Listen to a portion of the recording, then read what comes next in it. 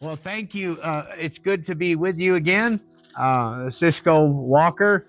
I'm here once again with the lovely Pastor Joanne, and we're excited today, and we're coming today to talk to you about Operation Route 66.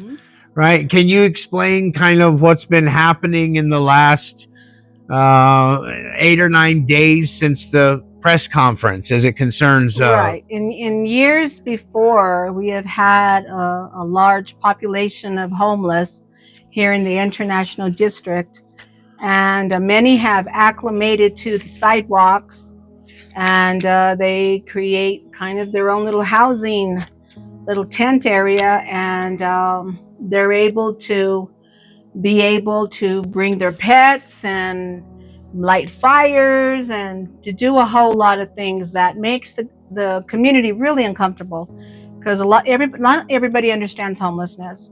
And it has become a nuisance at times. The children have a hard time when they have to walk to school, and you have a lot of people smoking fentanyl, tenting, and they can't even get on the sidewalk. They have to walk in the street, which is very concerning too. Yeah. So I think with the community outcry, the police getting on board, the city, the solid waste, because they come by and they take all of their stuff, it becomes this huge, massive issue.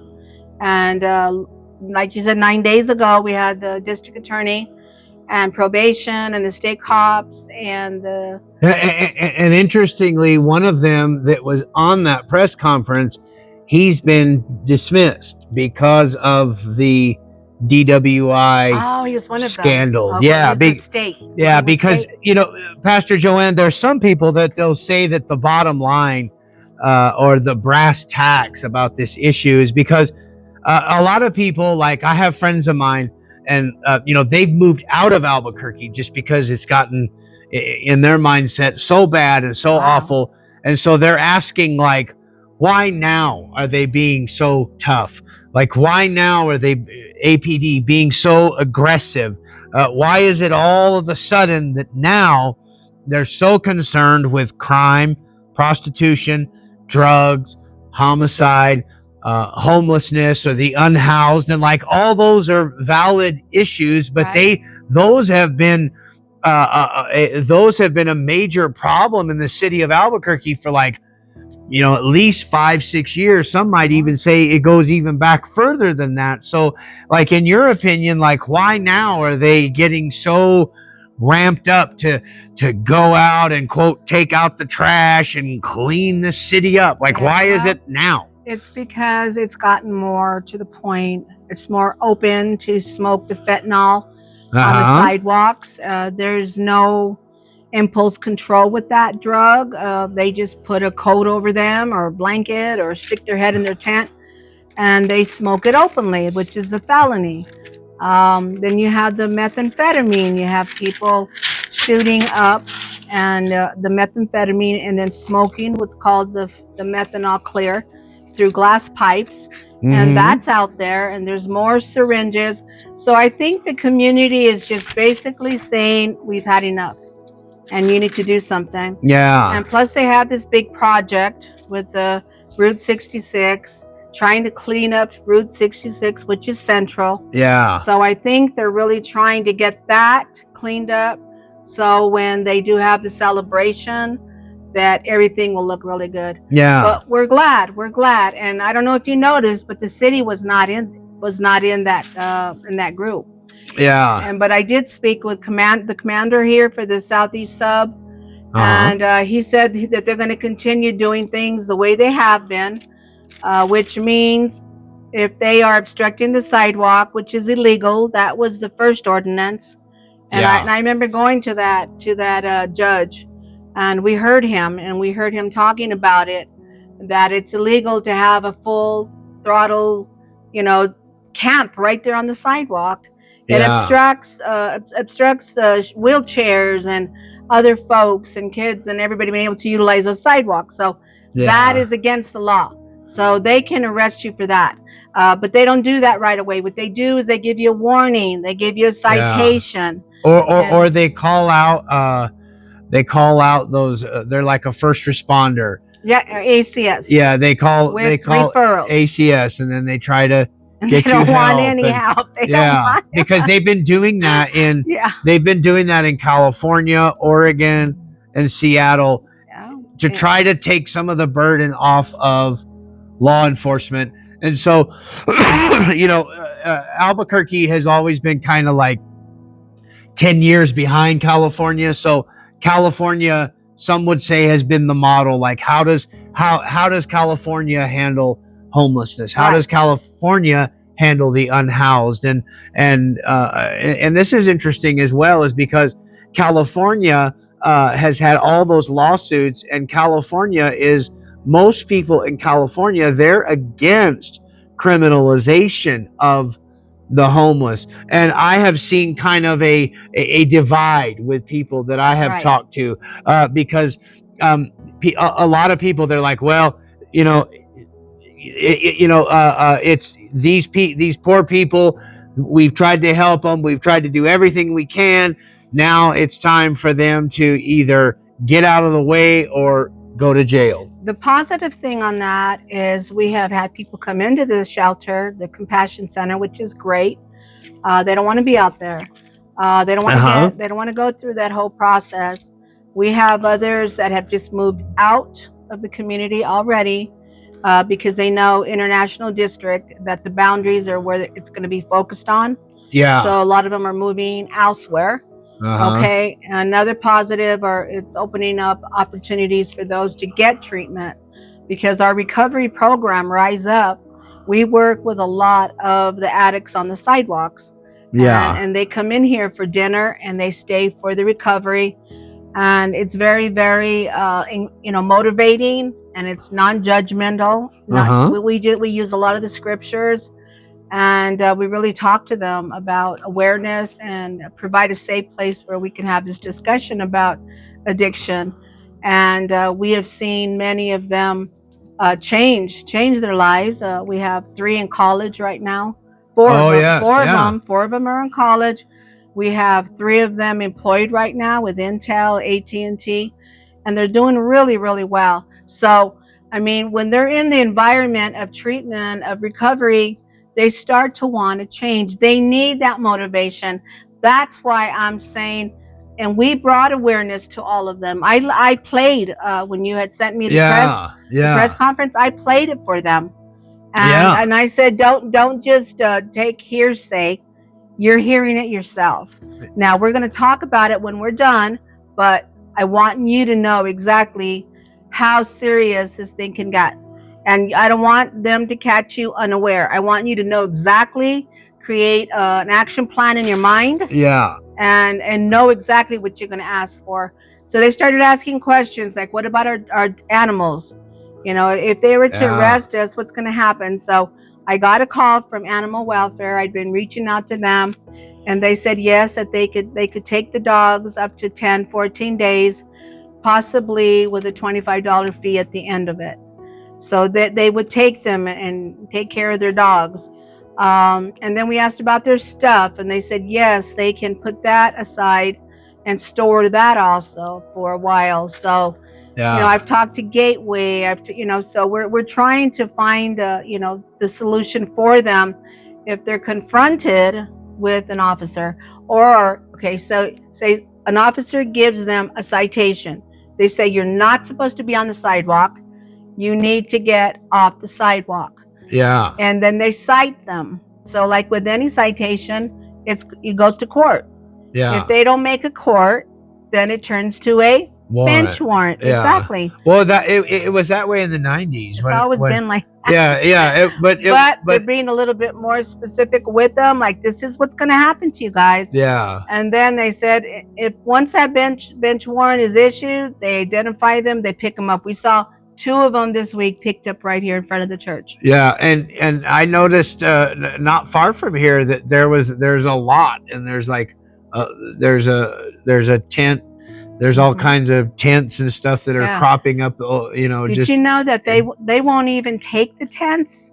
If there's been fentanyl smoked in them because the and chemicals. methamphetamine, yep, Yeah, they yeah. won't. They just said they'll, They just throw it. yeah, they're not going to leave them for And that. I don't know if there's any proof of that. Like I can see that with paint, and like okay, so let's talk about the bow and arrow, right? Like they boarded up the bow and arrow. They closed the Tiwa Lodge. Right. I would say that the Americans next, right? I would say Probably. that La Luna's next, and I would say that has everything to do with Operation Route 66. Possibly. It seems to me that it's kind of convenient now. Like let's just get all this stuff out of the way, or at least where we can't see it. Right. And this is the problem that I have run into lately is just because you can't see it anymore, it doesn't mean that the problems have gone away, right? Just because people are not like on your sidewalk, or just because people are not in your neighborhood or around your apartment complex, it's like, where do they go? They go somewhere else, but the problems are still there. The drugs are still there. The suffering, the misery. People are in a metaphorical hell. They're just in hell, so to speak, metaphorically, but they're maybe 3 or 4 blocks away. But it seems to me that a lot of people, all they really care about right now is well, we don't really care where they are, as long as they're not on Central Avenue, as long as they're not going to hinder this centennial Route 66 thing that we're trying to do. And that's kind of what concerns me, is because I know that people want to say that that the politicians and the city and APD, that they really want people to get help and to get better, but we know that we know that the mayor is up for election again. I'm not saying I'm not in favor or against the mayor, but he is up for an election again. We know that APD certainly needs a shot in the arm, so to speak, due to the recent and terrible DWI scandal. I mean, that's like a big deal. Like that changes by the day, the corruption and all those kind of things. And we know that Grisham surely would like to go out like shining like a gem. So what better way for all these things to take place if we can say we've cleaned up Route 66? I just hope that it's really about the people. Well, they have to take a humanitarian approach. Right? Yeah. But you see where I'm coming from. I hear you. I hear you. Something does have to happen. So if they can do, a combination of both and say, what I told them is, you guys are doing everything backwards. We told you that you needed to meet face to face with the sidewalk homeless folks and to kind of work with them and then go from there and find them some housing that will fit them. But they didn't. Yeah. They just came back and just said, well, this is what we're going to do. So West Side Shelter is going to be the bulk of where they all go. Okay. If it comes down to mandatory removal, they will go to West Side Shelter. But is West Side Shelter packed to the gills to begin with? They have 700 beds. Uh-huh. So even if last count I heard possibly 600, maybe, I don't know. Yeah. So if that leaves them 100 out there, that might be helpful to take these folks there, and they can take their pets with them. And see, this is going to be, and I'm not knocking like what they're trying to do, but this is a massive undertaking, especially with the summer coming, because this, just like Chuck Aragon knows this, just like Revival Church, some of the other ministries that are located right here in the heart of the International District. Once it gets hot, the population doubles, triples. And so, it's going to be a real challenge to try to get it under control. As I said, it's not going to be just like a 6-month deal. It's going to be prolonged. They're going to continue to sit out there and continue working this project until they deal with it. Yeah, because, I think there's going to be sparks, to say the least, in attempting to implement this Operation Route 66. And because, this is something I learned a long time ago when I was, my past history is a lot of drug use, being around a lot of people that have been, raised by the state, people that have spent a lot of time in the penal system, and I learned from people that had been subjected to that terrible environment, and they would say that the COs would come in and they would try into the jail or into the prison, and they would try to lay down the rules and lay down the law, and the inmates would say, you know what, you can do whatever you want, but this is our house and this is where we live. You get to go home every night, but we have to stay here. And some people, they may not understand that type of thinking, but would you say that with people, that have lived out here for so long, or let's even say existed out here for so long, that they're going to be like, you know what, these are our streets. Right. This is our corner. Right. This is our abandoned house that we live in. And now you're coming in and you're telling me that we got to, no, you get to go home. You get to get in the car. You get to be warm at night. You get to have food every night. But these are our streets, and we're not going to take it, and we're not going to listen to you. And I think that how that is handled is going to be crucial to if this is really going to work or not. And I think APD has done an okay job with that. Yeah. And then again, they're bringing in ACS, and they're very diplomatic, yeah, with them. But I think now it's coming to the point after that bench warrant comes in. I mean, they said they don't want them back out here because if they have to rearrest them, it's going to be harder. Yeah. So I think it's kind of like a cat and mouse race, Yeah. Because they'll say, okay, well then we'll just move down this way. Well, they'll be there again. And then once the officers see that they've already arrested you for the same thing, it's going to be harder. So you're right. I mean, we've had so many of them. I've been dealing with this since 2015 when we started. I started identifying homeless here in the streets, and they were living at the park at the end of the block. That's almost a decade. Yeah. And, their attitude is many of them too, this is the sidewalk. This isn't your property. We're not bothering anybody. This is where we want to be. Just leave us alone. But then the first ordinance came down from the judge, and then people's eyes started opening. And I had a lot of them bring me the ordinance and said, look, Pastor, what they're wanting to do with us. Yeah. And I always try to get them ready and prepared.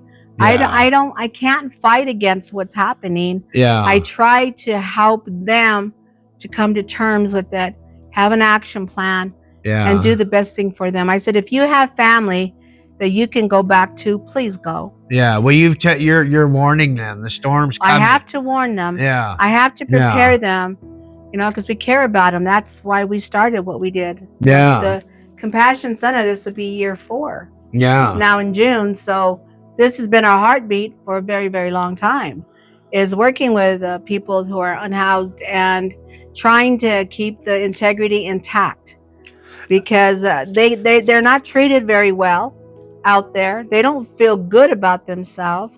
And that's what we deal with here in the recovery program, is to help them get through, a lot of the mistakes that they've made and become better people. Yeah. Because your average person will say, well, we don't think this way. At least we shouldn't if we call ourselves Christian, right? Is like, well, you don't want to follow the rules. You want to be a nonconformist. You know what's coming. So you get locked up. You deserve it. Go spend 30 days in jail, and let's see if that helps. Right. Well, sometimes that helps, and sometimes that doesn't help. But that is coming, because all of these people that are going to be ran through the jail, ran through the system, with the warrants and all those things that take place. Then there's the issue of the 8th Amendment, the Fourth Amendment.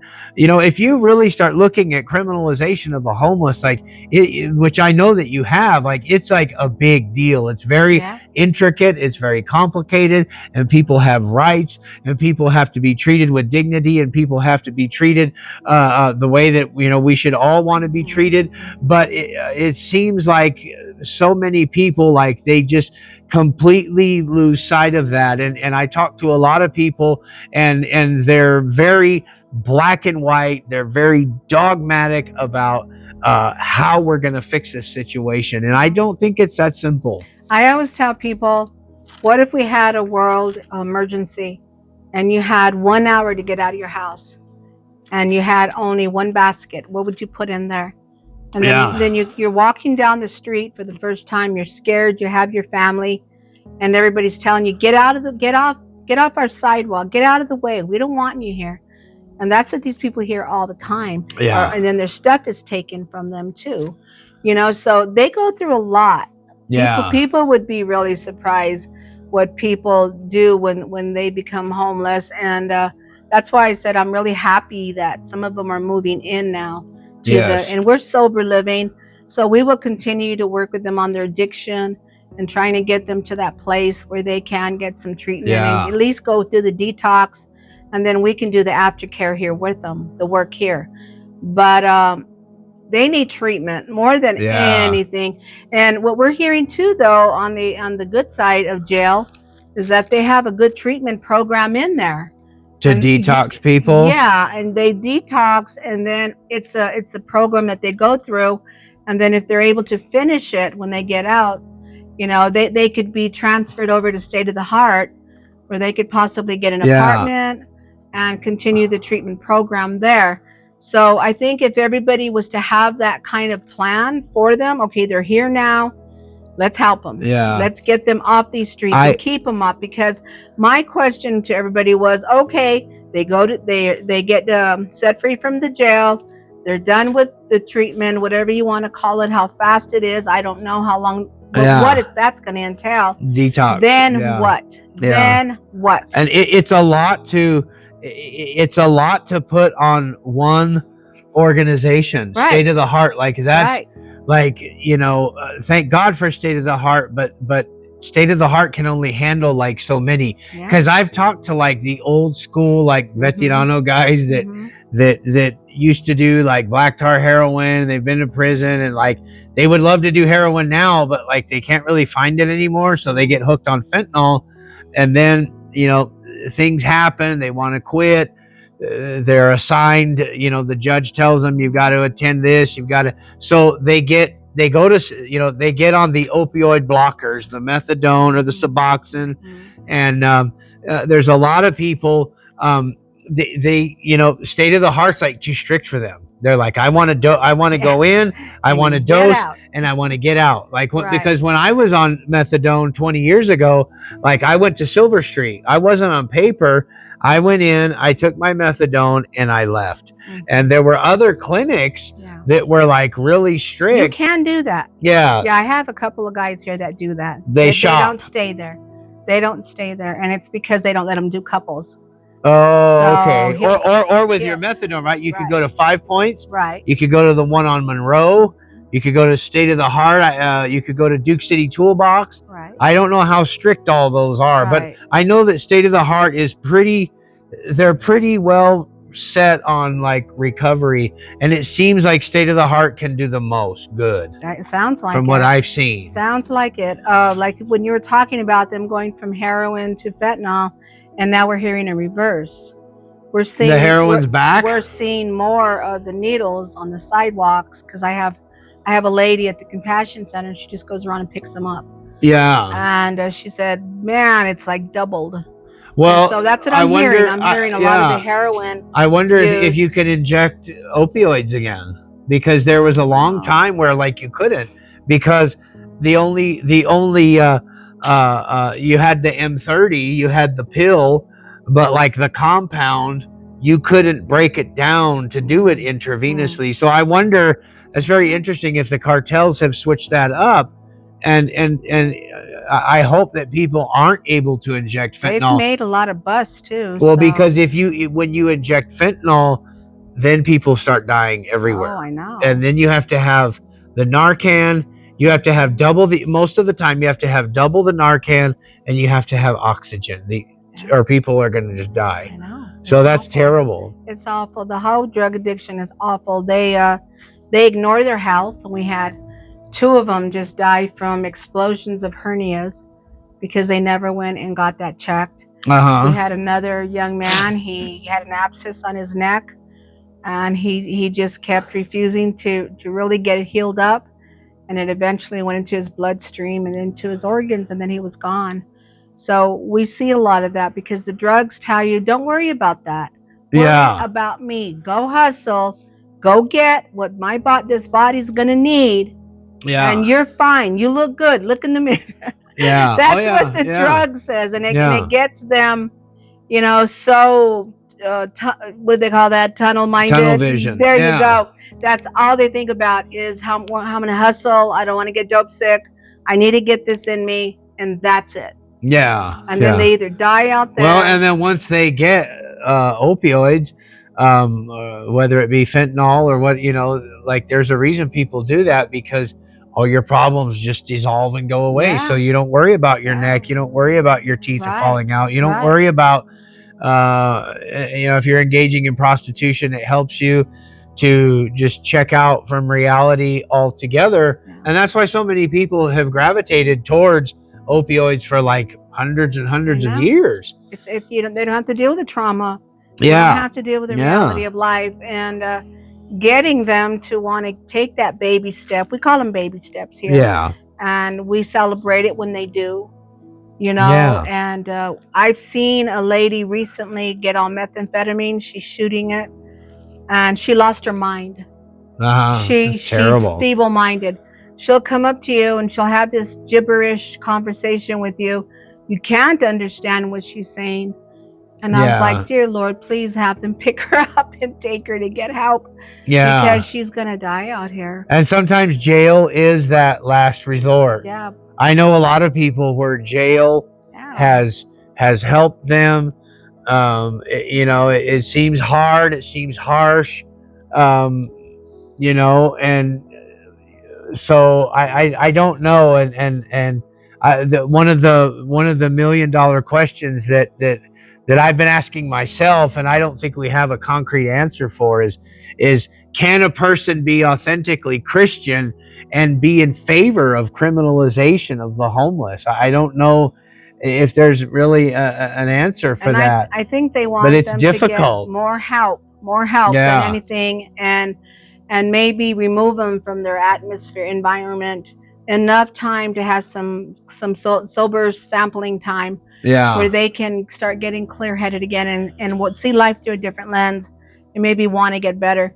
But I don't see the police. I know the DA, he came on real strong, like it's either jail or blah blah blah. Oh yeah, I think he's John Wayne. But when I see or Charles Bronson, the cops, when I hear the cops, you know, talking with the people, they're actually pretty kind.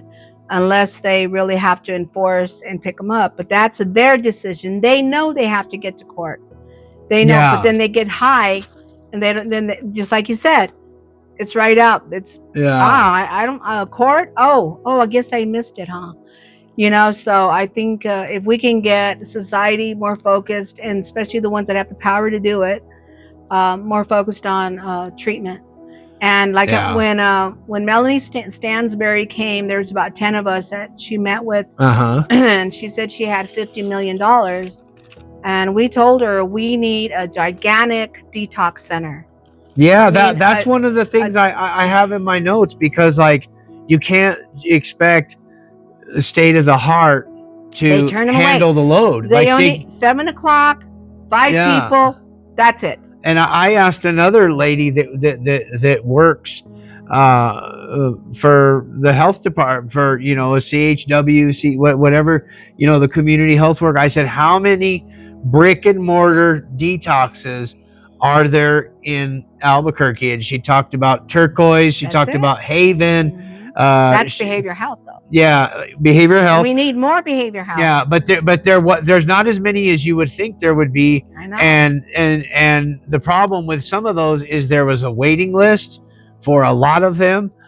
You know, there is Care Campus, but like Care Campus can only handle so much. They'll take them in at night, and then they'll clear out like around 9-ish. And if you're lucky, get in line to see if they have an open bed. Yeah. And then they usually turn them away and tell them come back in 24 hours. Now, I've had 2 that really stood with that. Yeah. And they kept going back because they really wanted off the heroin. Yeah. And I was so proud of them, because then they finally got them to take them in.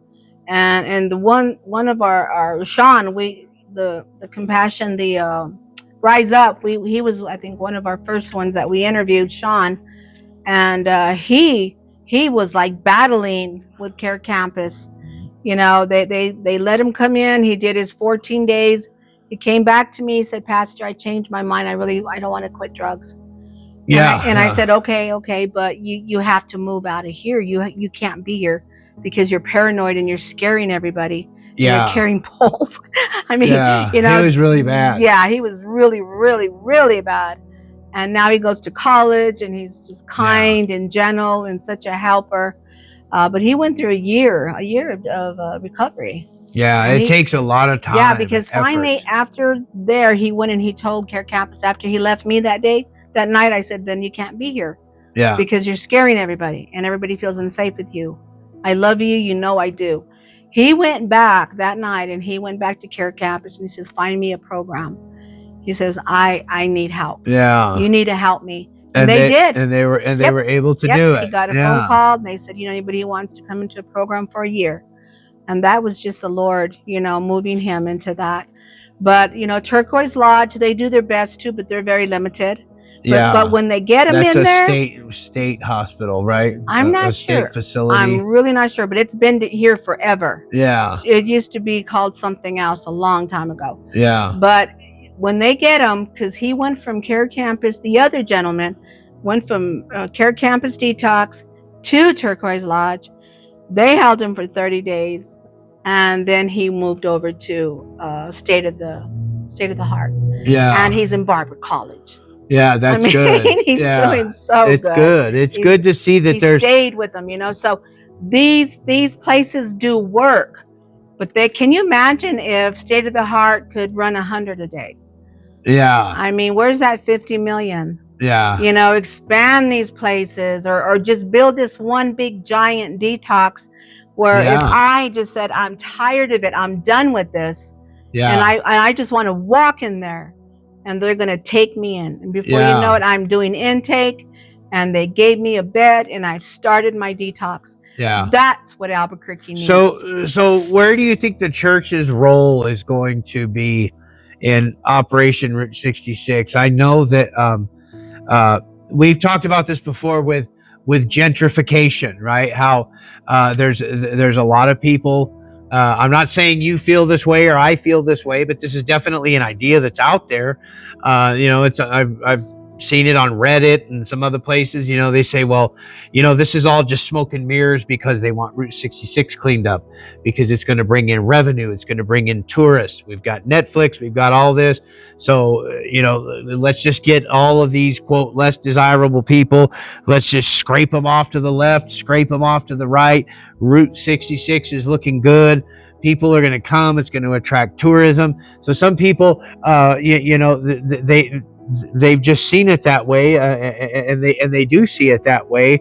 And I just, I don't know what to do with that. But as far as the church's role, in gentrification, there are ministries that are located specifically right on Route 66, right on that cleanup. Now you're a little off the beaten path, but there are other churches and facilities that help and with clothing and food, and some of them probably even have CHWs or grant money from UNM or the state of New Mexico to actually help with these services.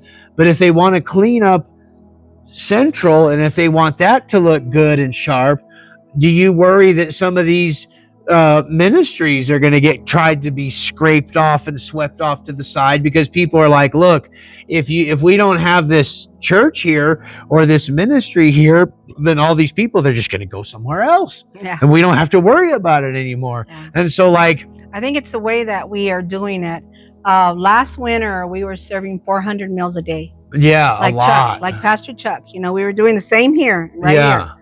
And that's when it got out of control because the defiancy came in and people said, well, this is my sidewalk here. I'm not on your property. We had like 15, 20 fires. Well, I remember when the whole, what is it, Mesilla? Yeah, Mesilla. This is Mesilla. This is Trumbull. Well, I remember when Trumbull was all tense. Yep. Well, the mayor came into play. I got everybody from the mayor. I said, you need to come help now, please. So they brought me all the heads of ACS and all the folks. And How did solid they get waste, rid of? the How did they police clean that department. up? The police department is just, we were just tenacious. Yeah. We followed through. We told them, do not get on Mesilla and Trumbull. Yeah. Stay away from this area because it's affecting the compassion center. I mean, the community was getting ready to shut me down. Yeah, they hated you, huh? The Yeah. neighbors and stuff. Well, we yeah. had some pretty rough guys, you know, that were doing their own thing. Yeah. And they'd come and threaten me, and I'd get in back in their little face, and I'd say, "Well, help me. Yeah. You know, what do you want to do with them? What are you expecting me to do? I'm doing what I can do. What can you do?" And then they all left me alone. Yeah. And they left me alone. But it really, the police would help me. My commander was amazing. Commander Luke, he was so good. And I would just text him. It's a mess. Please send some officers. And he would, and they'd put on their megaphone and they'd say, "Get off Mesilla and Trumbull." So it just got to the point to where they knew it. Leave Joanne alone. Yeah. And I had the police behind me, the mayor behind me. I had everybody behind me because I was trying to do my best. And then I did it differently, Sisco. Yeah. Okay, I still wanted to love them, minister to them, help them. But what I did is we said, okay, let's have shower time Monday through Saturday from 12 to 3:30.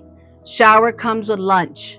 So they could come into the gate, they could come sit, get ready for their showers, go take their showers, come out, have their lunch. Yeah. And now I tell them you can stay until 3:30, just hang around if you want, be good.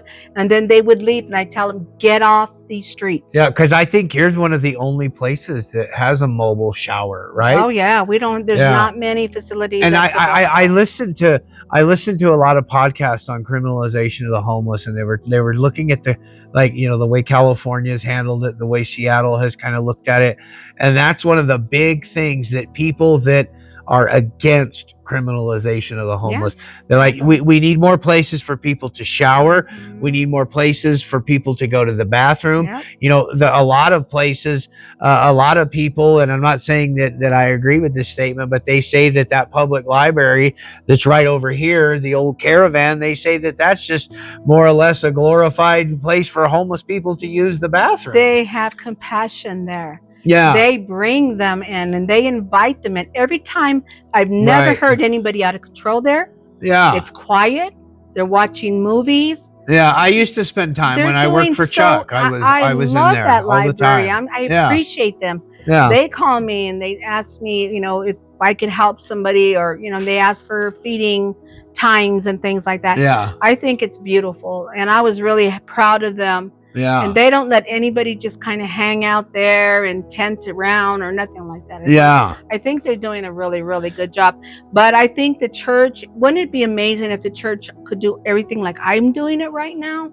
Yeah. Where they could actually have recovery with dinner for them, where they can come in with the understanding is you got to move out of here now. Well, the church needs to get to a place where they're not so hard-hearted and they remember the poor. Fear. Yeah. Fear. Well, they have to remember the poor and they have to educate themselves on the concepts.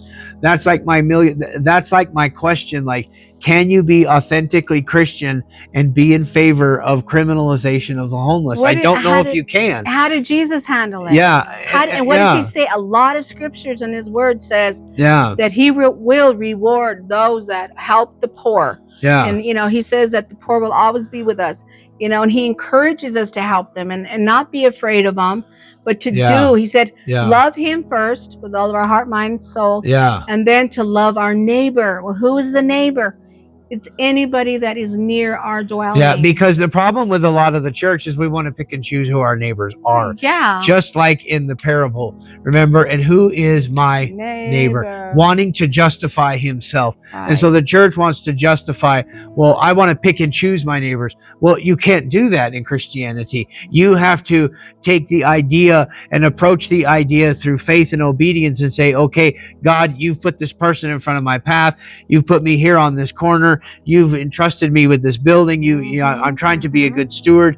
So I'm going to take what you have given me. I'm going to take the 2 talents, turn it to 5, or the 5, turn it to 10. And what the church is doing most of the time is they're taking the talent that God has given them, and they don't have the right interpretation of God, and they take the talent, they take all the abilities, and they bury it in the sand, and they say, Lord, I knew you to be a hard man, gathering where you have not sown seed, so I took your talent and I hid it in And the so earth. many of them have money.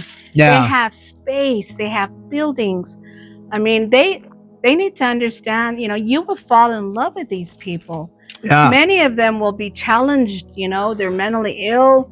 They're hard to work with. You might have to Narcan them now and then. I mean, Yes. I talk about the truth of it. Hey, but it's not very often. Yeah. They actually take care of each other out there. You know that? They're a community. The first time that I had an overdose here, I had two, and it was with the same guy. And he was doing heroin and fentanyl together.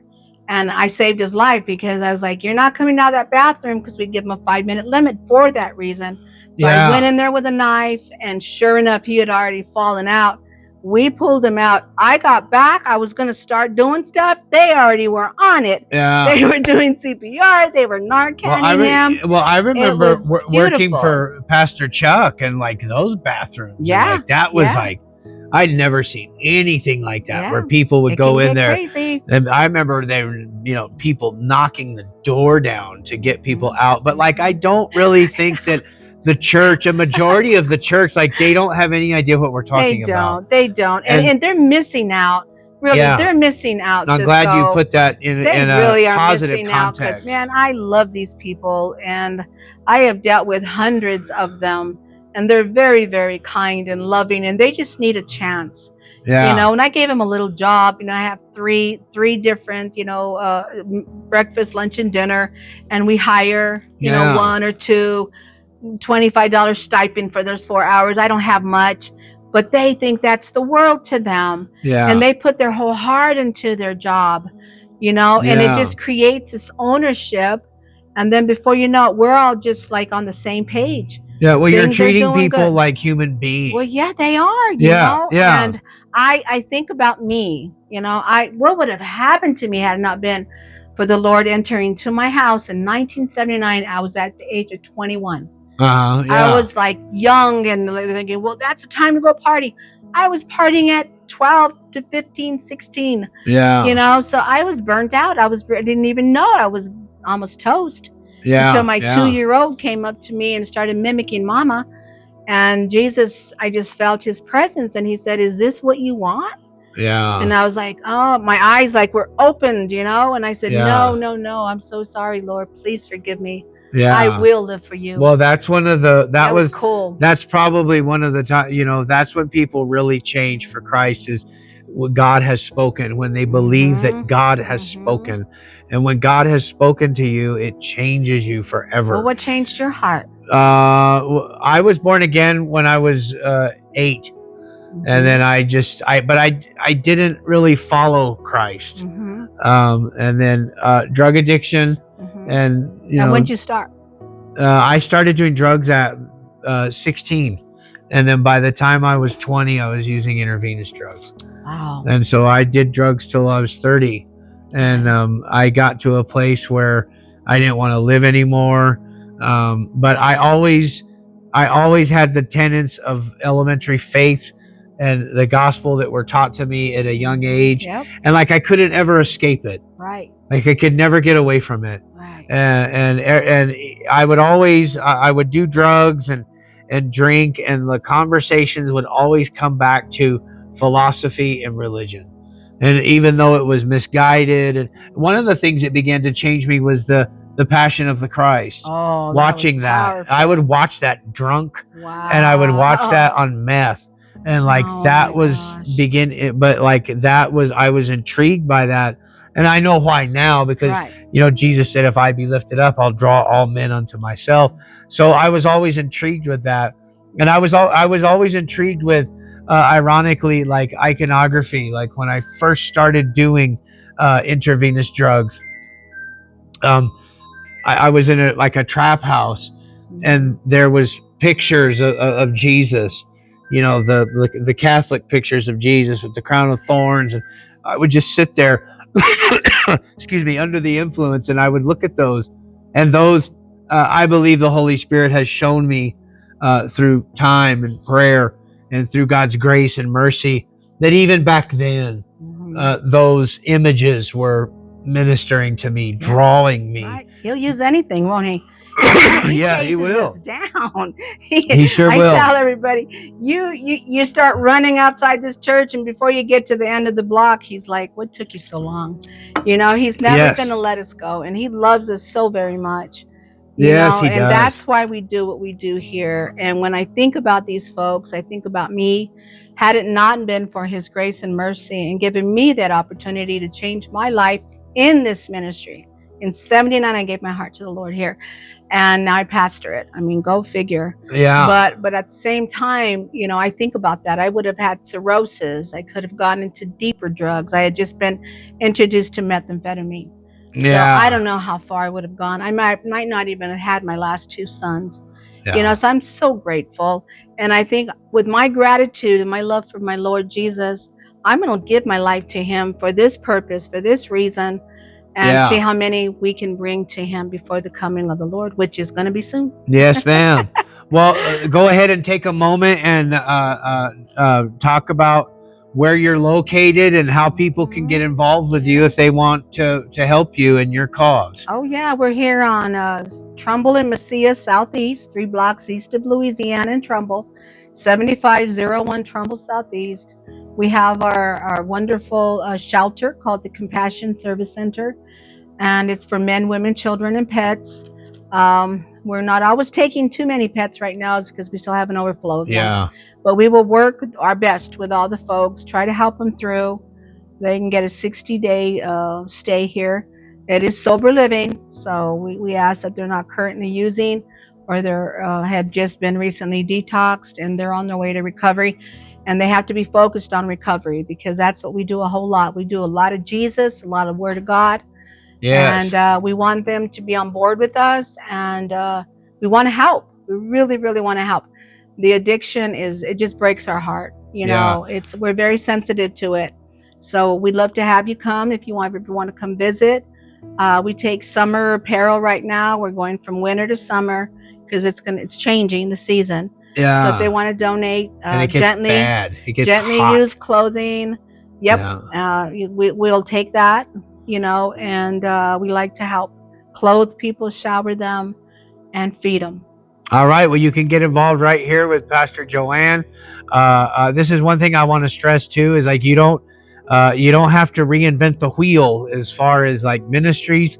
There's a lot of good ministries that are trying to help people here in the International District, and